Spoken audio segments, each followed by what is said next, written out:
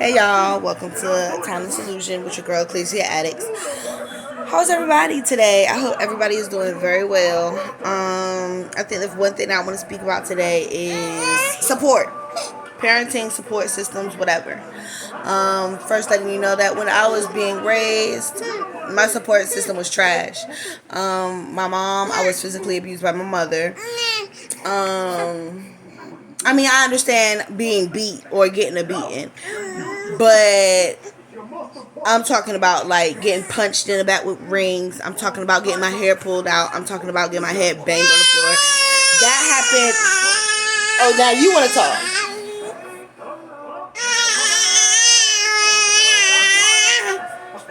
That happened on many of occasions. Say hi. Hey, handsome. Aye. That happened on many of occasions before I actually fought my mother, and which even after I felt bad, but that's a whole nother story. I was told that I was nothing but a piece of coochie to these boys and to these men, and they wouldn't want anything else from me. So wrecked me in finding love. And then I was always looking for unconditional love, in which I could never find because I was always dishing it out. I would never get unconditional love back.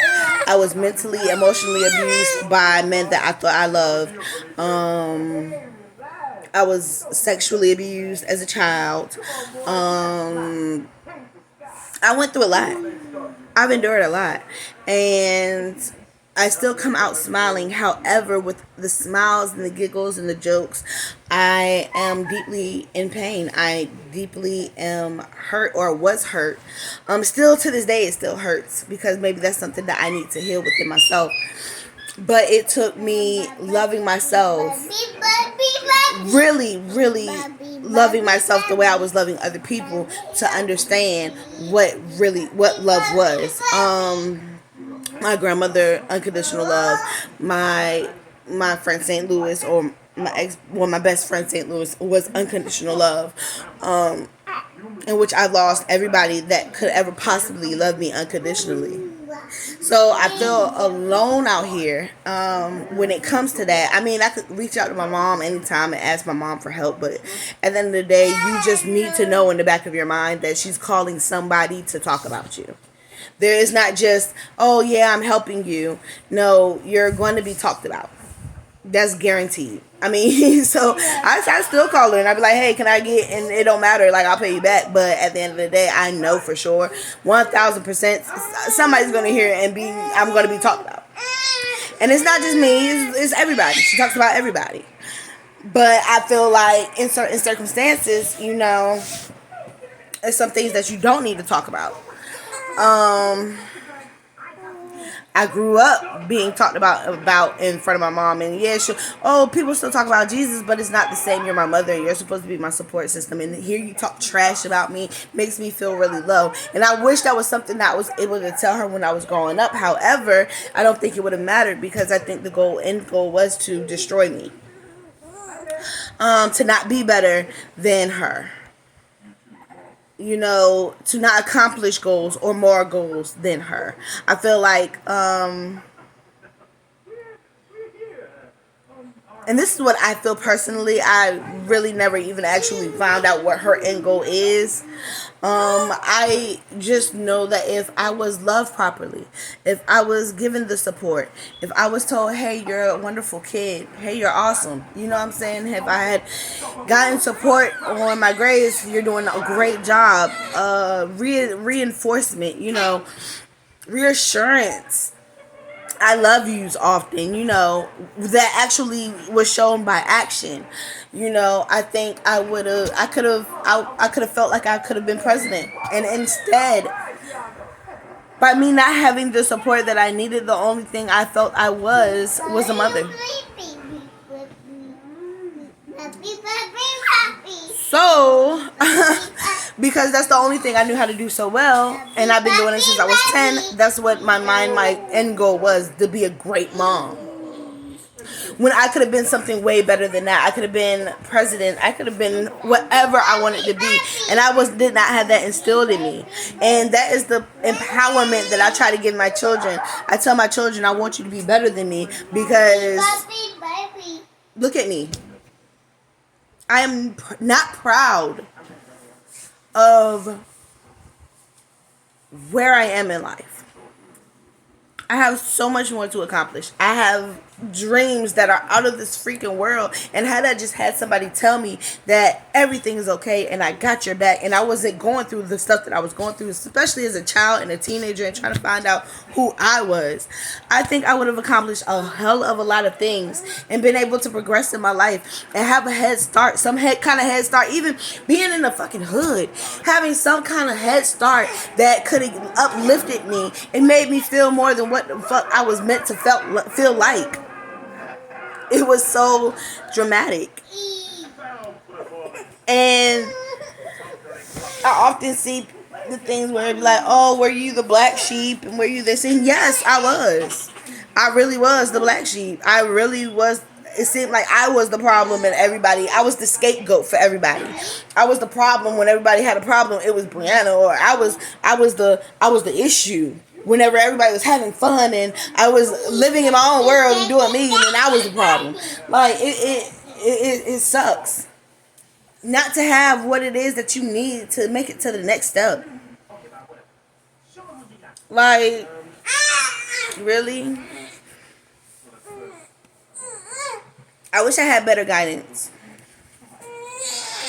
Instead, when I ended up pregnant, I was told, oh, no, you shouldn't have the baby. Well, damn, can you tell me why? Like, this all I've been doing since I've been 10 years old is raising kids. So why can't I have my own? You know what I'm saying? And that was the way of thought. And I wish that I had better support systems so I could have been a better person. Now, I can't sit and blame everybody because the world is evil. What I do have now time to do is change. And I'm just hoping that by me assuring my children that I give them exactly what it is that they need to progress to the next step and feel like they are somebody, to feel like they are important, to teach them self-love. Even if you feel like I don't love you at times, I need you to love yourself amongst anything and everything. Nobody is better than you. Be better than me. You know what I'm saying?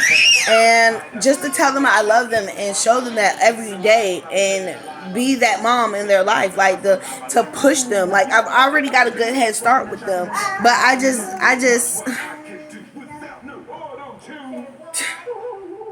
yeah, I just feel like I've had the shitty end of the stick for so fucking long. I've been holding on to the shitty end of the fucking stick. I'm tired. I've grown tired. It's hard. Not to mention finding love is impossible. Nobody wants nobody with 6 kids. But I'm not going to say that all 6 live with me, but nobody wants somebody with 6 kids. Of course, it comes with too much, and no one wants to commit to that. And then finding unconditional love where some man, I want to make sure that the man in my life, whoever he is, after God sends him to me, and that he's a blessing, that he is the love of my life, that I am able to treat him with unconditional love, and that he's able to do the same for me. Thus far, I don't know if you guys have seen 3,000 Years of Longing. Oh my freaking gosh. That movie, and it's about a Jinn, and it's with Idris Elba. Idris, is that his name? Either way, so freaking fine. Ugh. So either way, so 3,000 Years of Longing is now on Amazon Prime, and it is an amazing story. Everything that he's been through, I can understand, because I feel like that's how love has treated me.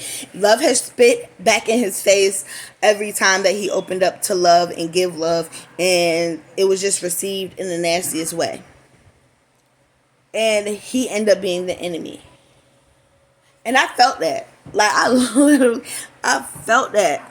Like, it seems impossible for me to find the love of my life. Everybody, like, and it seems that my mother, what she said, you're only a piece of coochie. That seems to be so true because that's all these niggas want from me is ass. Nobody wants to take the time and say, let me help you and be serious about it. Not wanting to control me. Not wanting to put me in a box. But to actually love me. To actually be there for me. To actually be that person. And I swear, y'all, I'm so hurt that I had ended up missing out on the love of my life. Maybe next lifetime, but I don't know if like I said, I don't want to come back here. That's why I'm trying to make up for all my karmic debt. I don't want to come back here. Love isn't even love anymore. It's full of hate, rage, bisexual men, full of hateful women. All the women want to compete over the same man. Like, oh my God, it's so sickening. And then then we gratify these men. Y'all making the men feel like they better than the women because we fighting for them. Don't nobody want to fight for no man. The man's supposed to be wanting to fight for us. Ain't no competition, nigga. I'm supposed to have your heart. Don't, and then it's too much. It's just too much. Too much. Too much. I'm not fighting no man for no. They want to cheat. Men are married and want to get in my inbox and. Like these swingers, I don't care about you swinging, but I don't want to be a part of it. Like, maybe once I get with my husband, and that's something that we want to try, and okay, to spice up ourselves. Like, but this, at the end of the day, this is not it. I don't want to have somebody that's already out there for somebody else. Damn. Don't nobody know which way they going, if they going or they coming or going or coming. They definitely coming, but then they definitely going. What the fuck? Like, it's so sad. This is a sad ass place to want unconditional loving. And nobody spreads the word of love. Nobody speaks of love anymore. Nobody's gentle. Nobody's kind. Everybody's for themselves. And it sucks. But either way, let us as parents be more supportive to these children, especially black parents, especially the broken families who didn't have the support growing up to say that you could be everything that you want to be. Let's be that to these children because they need us. And then this generation of life right here, I mean, oh fuck.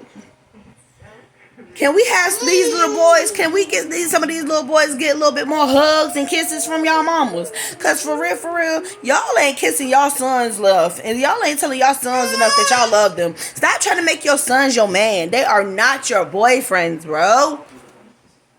They are not your lovers. They are not here to take care of you. Okay? You are their mother. You are here to protect and provide for them. You are here to show them what it is to have a good woman, a blessed woman, a woman that keeps house, a woman that makes and pays your bill. Yeah, you are to set the example of the woman that he needs in his life. So if you ain't shit, then guess what kind of woman he gonna want? Let's start kissing on our sons a little bit more and telling them how important they are and telling them how awesome they are. Tell them about the fineness that they're growing up into be. You're going to be a handsome young man. Stop talking to these kids and telling them like, oh, yeah, I feel like this today. Can you give me a hug because I feel? No, fuck that shit. Fuck how you feel. Let's make these men men and stop turning them into these little girls. Because that shit ain't cute either. And I don't know what kind of man you having around your child that want to keep doing and abusing and sexually touching. Y'all better be careful about who y'all letting around y'all kids. I don't let nobody around these kids. These kids right here, nobody. And even when I did, my kids was protected. Don't let no kid, and my kids do. Good touch, bad touch. Don't let my kids come to me talking about somebody and I touch them. But, like, no. Won't none of that. Won't none of that shit. I don't play that shit. I was a stay-at-home mom. Now I work and I still take care of these, and I dare somebody to deal with them. Like that serious. Like, can't no woman tell me that they leaving their new child around a man that they just met to go to work. Bitch, you're doing what? You're doing what? And I understand. You have to work. You got to pay bills. I understand. But we gonna leave who A man that you just met around your little girl to watch her to do what? Bitch, no. No, no, no, fucking no, no, no, no. Who the fuck was watching them beforehand? Oh, a babysitter that you probably had to pay. Continue to pay that bitch, or continue to pay whoever was watching that child before that man came along, because that man might be up to something that ain't no good for your child. And for little boys too. A man take more interest in your child and you don't even notice it. The fuck? Y'all better get y'all lives together and get together quickly, because we coming up with a lot of traumatized children, a lot of damaged kids, because we not paying attention. And then not only that, but we not hugging them enough, and we not kissing them enough, and we are fucking reckoning our damn generation. The children are the future. Ain't that y'all heard Whitney Houston? The fuck? No, I'm dead ass serious though. The children are the future. With every generation that comes up, I hear more about how children or grown adults are rude to the older elderly people. Why? Y'all don't know to respect your elders? Y'all have so many motherfucking mothers out here that want to club and party and use drugs. Them the bitches that get gratified though. Them the ones that end up with husbands though. The fuck?